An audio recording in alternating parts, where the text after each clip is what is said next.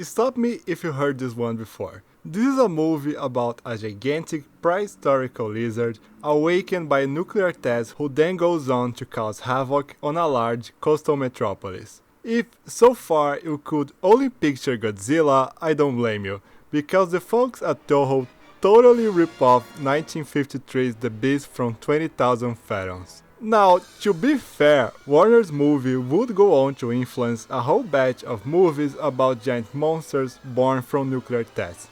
It is just that Godzilla tried less harder to differentiate itself from its influence. But let's step back a little. When producers Jack Dietz and Hal Chester decided they wanted to do a giant monster film, they originally wanted for it to be titled The Monster from Beneath the Sea. Then it was brought to their attention that Ray Bradbury, the guy from Wicked, yes, had just published a short story about a giant monster titled The Beast from 20,000 Fathoms. Bradbury was at the peak of his popularity back then, so the producers wasted no time in acquiring the rights for the short story's title so they could slap the author's name in every single piece of promotional material they could. Keep in mind, they merely borrowed the title from Bradbury's work. Save a single scene halfway through the film, the thing's story is in no way related to its supposed source material. But what is the story of the movie after all? It all starts with a nuclear test conducted over the Arctic,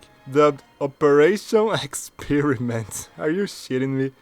Anyway, the explosion releases a giant prehistoric lizard, the Redosaurus, from the ice where it had been imprisoned for millions of years. It soon starts making its way down the Atlantic coast of North America towards New York, causing massive havoc along the way. Interestingly enough, even though this movie's main imitators usually revolve around giant monsters being created by the radiation of nuclear tests, in this one the beast is merely awakened by the bomb. One could argue this dilutes any anti-nuclear preachings of the script. However, I'm still not sure if the movie had an anti-nuclear leaning or if it was just trying to be topical, so I'm not going to judge it on that. Besides inspiring a host of imitators, perhaps the biggest legacy of this movie is putting on the map a certain special effects artist known as Ray Harryhausen. For his first solo effort as director of special effects, Harryhausen had to develop a more cost-effective way of creating the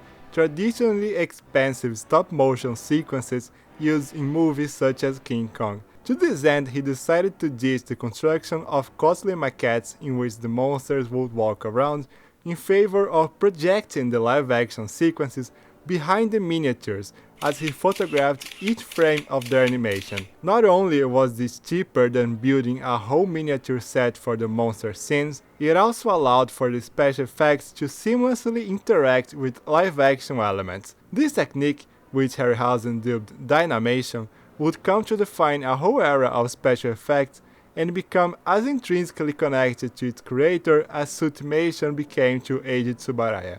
And it all started here, with the now iconic image of the Redosaurus strolling down the streets of New York as the crowds run away in panic. But enough of discussing technical achievements. How does the film actually hold up after all these years?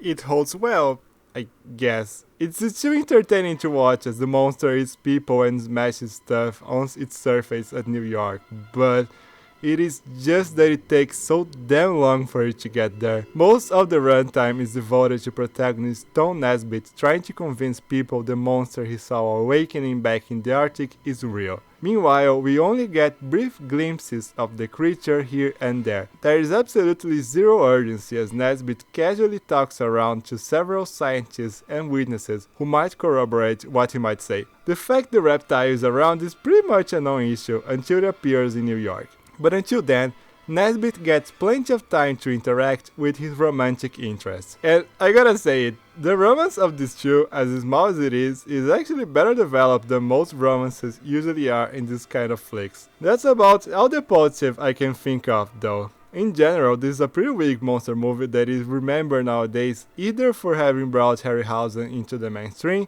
or for having inspired a whole slew of imitators, many of which are its superiors in most ways. Reportedly, that was actually a big sore point for Harryhausen, who spent the rest of his life butthurt over the fact Godzilla was more popular than his original creation by several orders of magnitude. Anyhow, we can at least thank the beast from 20,000 Fathoms for indirectly giving the world Godzilla and by proxy creating this channel. Speaking of which, hi, I'm not dead. I just didn't feel like doing videos for a while. I still don't feel it, which is why this thing is shorter than usual. Anyway, I will still be around for this year at least. Someone has to look into all those King Kong movies now the franchise is 90 years old. That's all for today. I hope you all had a terrific Christmas and New Year, and we will see each other in the next one.